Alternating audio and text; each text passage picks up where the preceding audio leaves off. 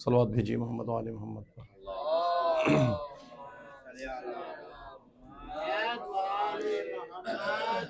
اعوذ باللہ من الشیطان اللعین الرجیم، بسم اللہ الرحمن الرحیم۔ الحمد للہ الذی لا یبلغ مدحتہ القائلون ولا یحصی نعماءہ العادون ولا یؤدی حقہ المجتہدون، الذی لا یدرکہ بعد الہمم ولا ینالہ غوث الفتن، الذی لیس لصفتہ حد محدود ولا نعت موجود ولا وقت معدود ولا اجل ممدود، فطر الخلائق بقدرتہ ونشر الریاح برحمتہ ووطد بالصخور میدان ارضہ، ثم الصلاۃ والسلام وتحیۃ والاکرام علی من اختارہ من شجرۃ الانبیاء ومشکاۃ الضیاء والمنہاج البعدی والکتاب الہادی، مولدہ بمکہ وہجرتہ بطیبہ، علا بہا ذکرہ بحجۃ کافیہ وموعظۃ شافعہ، ارسلہ بالدین المشہور والعلم الماثور والکتاب المسطور ونور ساطع وضیاء لامع، مولانا ومولا الثقلین جد الحسن والحسین بالقاسم محمد،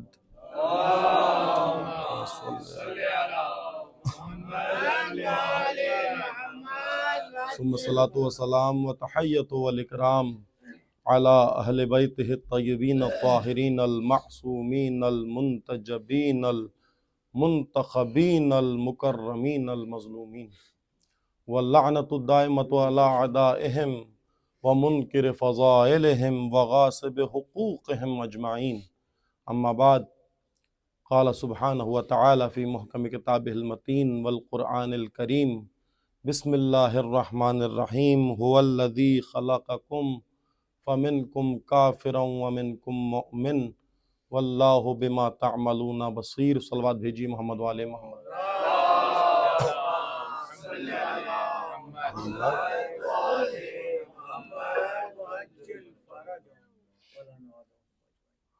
جسارت ہے قبلہ کے ہوتے ہوئے موجودگی میں بالائے ممبر آنا۔ خیر عرائض، بطور آپ کہہ لیجیے کہ مجلس کا ماحول یوں بدلے گا کہ قبلہ کی موجودگی میں درس سنا رہا ہوں۔ مسلسل جس عنوان پر گفتگو ہو رہی ہے معرفت حق کے عنوان سے، اور قبلہ موضوع سخن جس آیت کو قرار دیا ہے هو الذی خلقکم فمنکم کافر ومنکم مؤمن، پیدا کرنے والی ذات اس کی، خدا کہہ رہا ہے کہ میں نے تمہیں پیدا کیا، فمنکم کافر ومنکم مؤمن، پھر تم کافر بن گئے، تم مومن بن گئے۔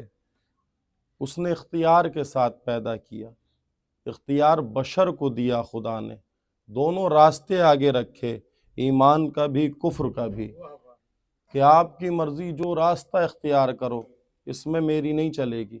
کیا مثلاً کوئی کہہ سکتا ہے بھائی بچہ تو پیدائشی شیعہ ہے، جو شیعہ گھرانے میں پیدا ہوا، جو عیسائی گھرانے میں پیدا ہوا پیدائشی عیسائی ہوگا، جو یہودی گھرانے میں پیدا ہوا وہ فطرتاً اور پیدائشی چونکہ ماحول وہ ملا ہے تو یہودی ہوگا۔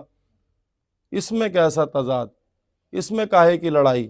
وہ اگر یہاں پیدا ہو جاتا، مسلمان گھرانے میں پیدا ہو جاتا، کوئی اختلاف ہی نہ رہتا۔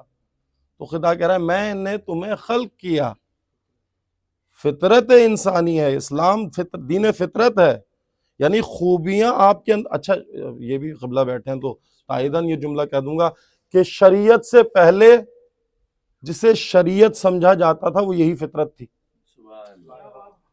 یعنی اندر کی آواز، ضمیر کی آواز کو شریعت کہا جاتا تھا۔ نوح کے زمانے میں پہلی شریعت آئی ہے، اس سے پہلے جو اعمال انسان انجام دے، یعنی آپ کے اندر خدا نے اسلام رکھا ہے، شریعت آپ کے اندر موجود ہے۔ مولوی ممبر سے شریعت نہیں سنائے گا، اچھے برے کی تمیز خدا نے۔ آپ ماں باپ کا احترام، آپ کی فطرت کیا کہتی ہے؟ باپ کو احترام دینا چاہیے یا نہیں؟ آپ کے اندر سے کیا آواز آتی ہے؟ شریعت قرآن حدیث بعد میں دیکھیے گا، آپ کے اندر سے جو آواز آ رہی ہے وہ کیا؟ باپ کا احترام نہیں کرنا چاہیے، ماں کا احترام نہیں کرنا چاہیے، بہنوں کے حقوق نہیں دینے چاہیے، بھائیوں کے حقوق نہیں آپ کا باطن کیا کہہ رہا ہے؟ آپ کا باطن کہہ رہا ہے ہاں دینے چاہیے، احترام کرنا، یہی تو شریعت کہہ رہی ہے، یہی تو خدا کہہ رہا ہے، یہی تو دین محمدی ہے، یہی تو شریعت علی ابن ابی طالب ہے جس کی بقا کے لیے یہ تمام قربانیاں دی گئی ہیں۔ کہ غیرت انسانی، حمیت انسانی، انسانیت یعنی امام حسین امام انسانیت ہے، رہبر ہے انسانیت کے. کیوں؟ تمام وہ جو اسلام کو نہیں مانتے حسین کو مانتے ہیں. کیوں مانتے ہیں؟ کیوں؟ وہ غیرت کا امام ہے، غیرت مندوں کا امام ہے. حیات غیرت کو حسین کہا جاتا ہے. یہ بہت بڑی بات ہے. یعنی آپ کے اندر خدا نے فطرتاً دین رکھا ہے.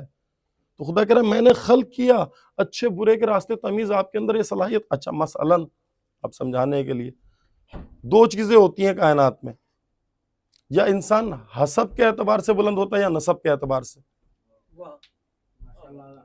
کمال تک جو چیز پہنچاتی ہے یہ حسب میں مولانا کا بیٹا مولانا، میرا کیا کمال. مولانا تھے ابا، بچے کو بھی پڑھا دیں 4 کتابیں، بچہ بھی مولانا بن گیا. نسبت تھی نا، نسبی مولوی ہوں. باپ مولوی تھا، میں بھی مولوی ہوں، میرا بیٹا بھی ممکن ہے مولوی بن جائے، کوئی اور فیلڈ انتخاب کر لے. یہ میری نسبت ہے، نسب ہے. نسب کیا ہے؟ مولانا کا بیٹا. چلے مولانا کو چھوڑے، آتے ہیں اوپر اس سے.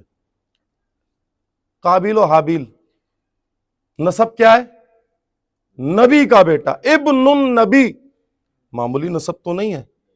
کتنا بلند نسب ہے کہ نبی کا بیٹا، نبی ہاتھ سے کھلائے تو وہ کھائے، نبی چلنا سکھائے تو وہ چلے، ہاں نبی پھرائے سلائے، تمام تربیت نبی کر رہا ہے. کتنا بلند ہے نسب کہ نبی کا بیٹا ہے. کس کمال کی منزل پر نسب ہے. اب شجرہ دیکھیں تو بھائی نبی کا بیٹا ہے، کوئی معمولی چیز تو نہیں ہے. حسب کیا ہے؟ کردار کیا ہے؟ اپنے ہی بھائی کا قاتل ہے. نسب بہت بلند تھا، نسب نے فائدہ نہیں پہنچایا کہ اتنے بلند نسب پر ہونے کے باوجود کیا نکلا؟ اپنے بھائی کا قاتل نکلا. نوح کا بیٹا ابن النبی، نسب بہت بلند ہے. حسب کیا ہے؟ اپنے ہی باپ کا نافرمان. بے تحاشا تاریخ میں مثال. اچھا بہت سارے ایسے بھی ہیں جن کا نسب کچھ بھی نہیں ہے، حسب بہت بلند ہے. تو یہ جو لڑائی ہو رہی ہے کہ بھائی فلاں گھرانے میں پیدا ہو گیا تو مسلمان ہے، فلاں میں پیدا ہو گیا تو عیسائی ہے، فلاں بامنزلت وقار باوقار گھرانے میں پیدا ہو گیا تو باوقار ہے. نہیں حضور، یہاں لڑائی نسب کی اور حسب کی نہیں ہے. شریعت یہی پیغام لے کر آئی ہے، آپ کے اعمال کو پرکھا جائے گا، جو زیادہ متقی ہوگا اسی کو بلند منصب عطا کیا جائے گا. یہاں معیار تقوی کو بنایا گیا ہے شریعت محمدی میں. یہاں حسب نسب کی لڑائی نہیں ہے. جس کے اندر جو قابلیت ہے، جو جس فیلڈ میں ماہر ہے، اسے آگے رکھا جائے گا. شریعت بھی یہی کہتی ہے، عدالت بھی یہی کہتی ہے. اب حسب اور نسب بہت بلند تھا بچوں کا، نبی کی اولاد تھے، لیکن حسب میں کیا تھے؟ نافرمان تھے، نالائق تھے، باپ کی بات نہ ماننے والے، خدا کی بات نہ ماننے والے، اپنی ضمیر کی آواز نہ سننے والے. اندر سے آواز آ رہی ہے کہ باپ کی احترام کیا جائے، مانا جائے بات کو، لیکن نہیں. نفس غالب آیا ہوا ہے، خواہشات دنیا غالب آئی نہیں ہے. تو کیا ہو گیا کہ نبی کے بیٹی ہو کر بھی ہلاک ہو گئے. بیٹے تھے نبی کے. اب نسب ایسے کسی کا کہ نسب کچھ. مسئلن میسم میں تمار کون تھے؟ سب جانتے ہیں آپ. نبی کے بیٹے تھے، کسی امام کے بیٹے تھے، کسی خلیفہ کے بیٹے تھے، ہاں کسی صاحب منصب کے بیٹے تھے، کسی مالدار آدمی کی اولاد تھے؟ نہیں تھے. کون تھے؟ تمر فروش، کوفے کی گلیوں میں کھجور بیچنے والا ایک عام آدمی. نسب کچھ بھی نہیں ہے، کوئی نہیں جانتا، لیکن حسب کتنا بلند ہے کہ دار پر آ کر بھی علی سے پیچھے نہیں ہٹ رہا. کردار کہاں لایا؟ کردار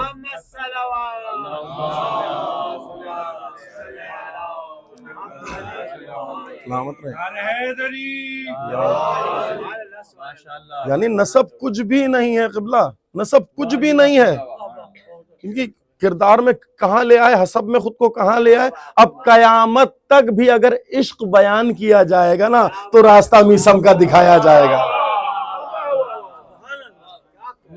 خود کو امر کر لیا، زندہ کر لیا، حیات دے دی. عشق کو روش عشق کو حیات دے دی، سلیقہ عشق کو حیات دے دی. سلیقہ عشق کا نام یعنی میسم، قیامت تک کے لیے. حسب کیا ہے؟ کتنا بلند ہے. نسب کچھ بھی نہیں تھا. تو آپ کو پتا نہیں حسب کتنا مهم، اعمال کتنے مہم ہیں انسان کے، کردار کتنا مہم ہے. نسب کچھ بھی ہو، کردار نہ ہو. ہاں نسب کچھ بھی ہو، ابن النبی تھا، کچھ بھی اتنا بلند نسب تھا لیکن کردار کچھ نہیں تھا. تو کیا ہوا؟ قیامت تک کے لیے لعنتی بن گئے.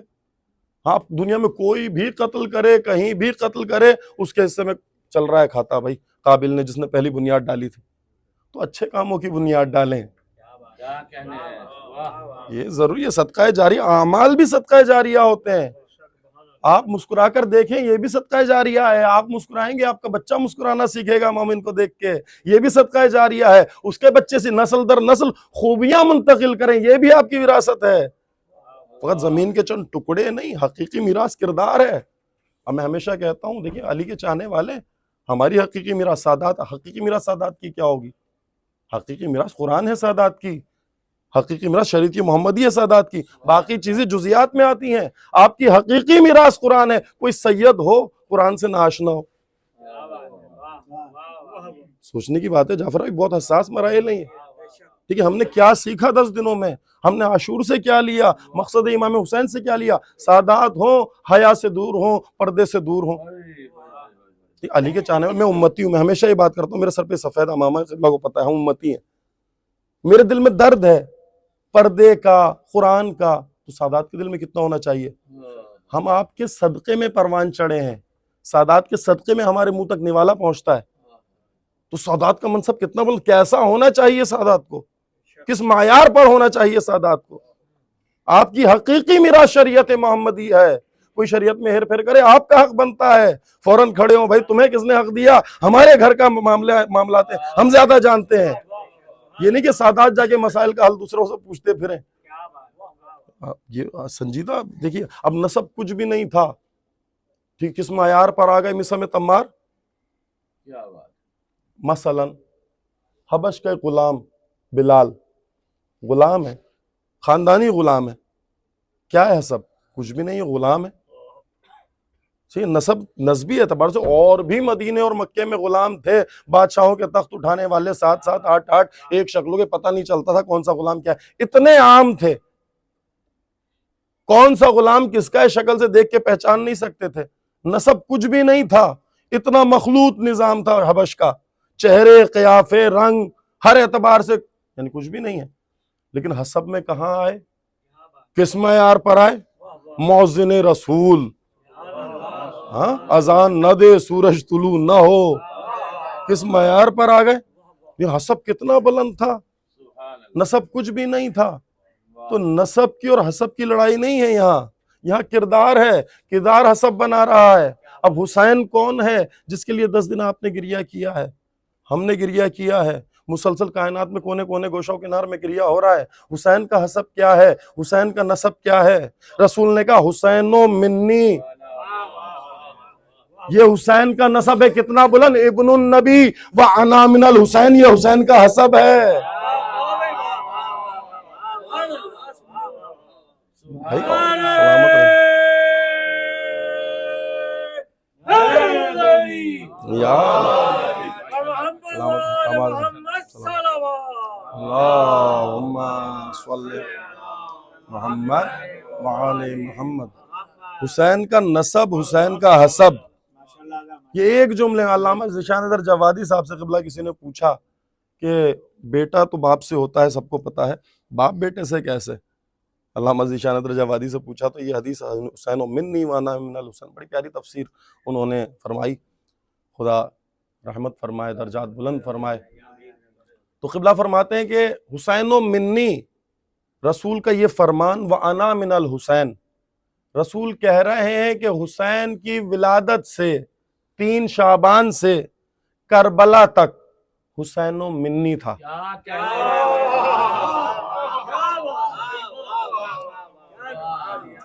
حسین کی ولادت سے شہادت تک حسین و منی تھا. حسین مجھ سے تھا، اور حسین کی شہادت سے قیامت تک میں محمد حسین سے ہوں.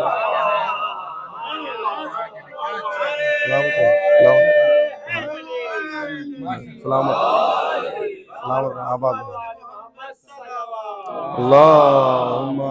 صلی علی محمد وعلی السلام. تو حسب اسے کہتے ہیں. اب ہم ہر بندہ، میں کہتا ہوں ہمیں اپنے حسب کا اندازہ لگائیں کہ ہمارا حسب کیا ہے. کیا ہم ایسے ہیں کہ ہمیں یاد رکھا جائے گا؟ کیا میں ایسا ہوں کہ مجھے یاد رکھا جائے گا؟ میرا عمل ایسا ہے کہ مجھے زندگی ملے گی؟ ہر بندہ اپنے گریبان میں خود یہ فیصلہ کر سکتا ہے میں حسب کی کس منزل پر کھڑا ہوں. کیا میں نے اپنی کوئی شناخت بنائی ہے؟ ابو ذر، مقداد، قنبر، دیکھیے یہ بھی تو مولا کے چاہنے والے تھے نا، ان میں تو کوئی اختلاف نہیں تھا. سلمان تو ابو ذر سے نہیں لڑتے تھے، ابو ذر تو مقداد سے نہیں لڑتے تھے. نہ اعتقاد کی لڑائی تھی، نہ عقیدے کی لڑائی تھی، نہ مجلسوں کی لڑائی تھی. ہاں، یہ سب ایک فرش پر بیٹھتے تھے، ایک مولا کو سنتے تھے. ہاں، ان کا تو نہیں تھا بھئی یہ مولوی فضائل پڑھتا ہے تو اسے سنیں گے، وہ مولوی امر بالمعروف کرتا ہے تو اسے سنیں. وہاں تو شیعہ نہیں بٹے ہوئے تھے، ایک امام تھا، ایک قول تھا، ایک ممبر تھا. آپ ایک ممبر والے ہیں، 3 ممبروں والے نہیں ہیں. پہلی چیز تو یہ، پہلی چیز آپ کو یہ طے کرنی ہوگی. دیکھیے حق کیا ہے؟ جو پیغام ملٹی میڈیا ہے، دور تک پیغام جاتا ہے، آواز جاتی ہے، بہت پاور ہے اس میں. آپ کا پیغام دنیا بھر میں جانا چاہیے. پیغام یہاں سے شروع کریں آپ. دیکھیے ابھی ہمارے پاکستان میں، خاص طور پر پاکستان سے آیا ہوں تو مجھے درد دل وہاں کا زیادہ رہتا ہے. بھائی یہ تو فلاں مولانا صاحب کے سننے والے لوگ ہیں، یہ فلاں مولانا صاحب کو پسند کرنے والے ہیں، یہ تو فلاں مولانا کو پسند کرنے والے. یعنی مومنوں نے آپس میں خود کو بانٹا ہوا. فین فالوئنگ، کس کی فین فالوئنگ؟ فلاں علامہ کی فین فالوئنگ زیادہ ہے، فلاں علامہ کی فین فالوئنگ زیادہ ہے. علاموں کے چکر میں مولا رہ گیا. قسم خدا کی، اب جائیں پاکستان میں اٹھا کر دیکھیں، فلاں ذاکر کے فین فالوئنگ ہے. بھائی آج مجلس ہو رہی ہے، وہی مجمع ہے، وہی امام بارگاہ ہے، وہی بارگاہ ہے. ایک دفعہ میں آپ دیکھیں گے کہ آپ کو قدم رکھنے کی جگہ نہیں ملے گی.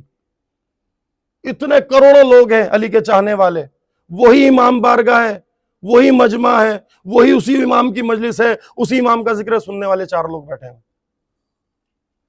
بھائی اس نے کیا کسی اور مولا کی آ کے تعریف کر گیا تھا وہ مولوی؟ یہ کسی اور مولا کا ذکر کر رہا ہے. اسی ایک مولا کا ذکر، وہی ایک قرآن، وہی ایک حدیث جو بیان ہو رہی ہے ہمیشہ. یہ چیز کیوں؟ ہمیں اپنے آپ کو اپنی کردار سازی کی ضرورت. تشیع کو کردار سازی کی ضرورت ہے، تشیع کو ایک مقام پہ جمع ہونے کی ضرورت ہے. ان اختلافات کو علی نقطہ انجم، خدا کہہ رہا ہے اگر تم سب شیعہ ایک نقطے پر، تمام امت مسلمہ علی کی محبت پہ جمع ہو جاتی، میں جہنم کو نہ بناتا. یہی ہے نا، بچپن سے ہمیں یہ پڑھاتے ہوئے آئے کہ آپ سب ایک نقطے پہ، اگر ساری امت مسلمہ نقطہ انجماع تمام انسانیت علی کی محبت پہ جمع ہوتی، خدا جہنم کو خلق ہی نہ کرتا. کون سے علی کی محبت پہ؟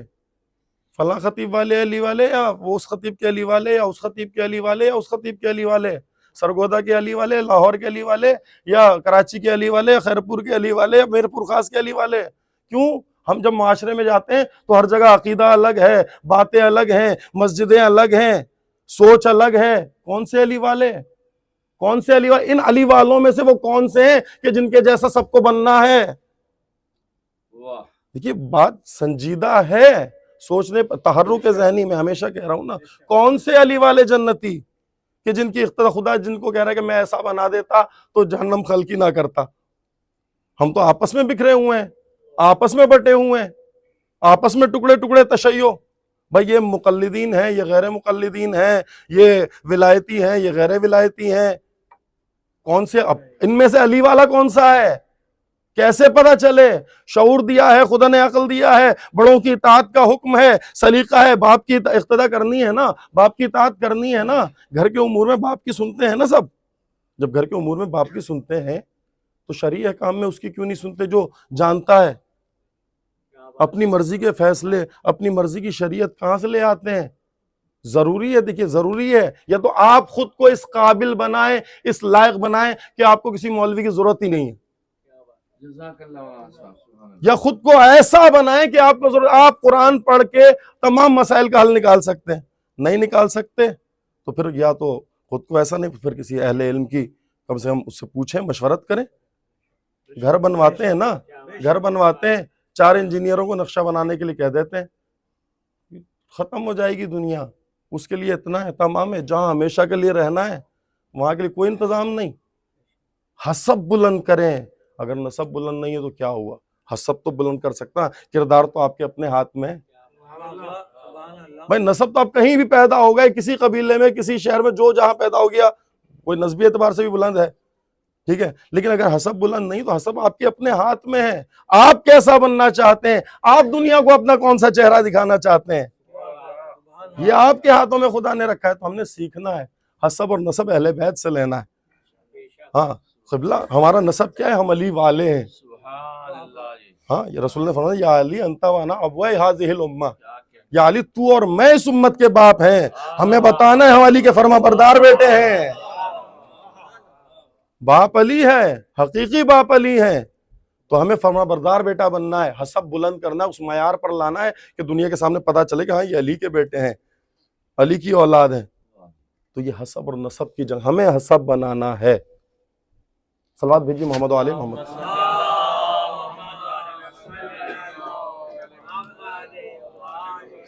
مجھ سے کہا گیا تھا کہ اختصار سے، چونکہ دامن وقت میں گنجائش نہیں رہی اور جو وقت کہا گیا تھا وہ اپنے اتمام کو پہنچا، تو خدا نے خلق کیا، پھر تم کافر ہو گئے، پھر تم مومن ہو گئے، اپنی مرضی سے کافر ہوئے، اپنی مرضی سے مومن ہوئے، اور خدا کہہ رہا ہے کہ میں دیکھ رہا ہوں جو کچھ تم کر رہے ہو اس پر میری نظر ہے۔ اب راوی ہے کوفے کا کہ جب یہ کاروان مدینے سے نکل رہا تھا، روز اول میں نے روایت پڑھی تھی کہ وہ کھڑا ہوا دیکھ رہا تھا کہ محمل تیار ہو رہے ہیں، ناقے تیار ہو رہے ہیں، علی کی شہزادیاں مدینہ چھوڑ رہی ہیں، نبی اولاد رسول مدینہ چھوڑ رہی۔ کیا اہتمام تھا کہ ہر شہزادی کو بنی ہاشم کے نور نظر آگے بڑھتے تھے اور محملوں میں سوار کراتے تھے، بڑے احترام کے ساتھ، بڑی تعظیم کے ساتھ۔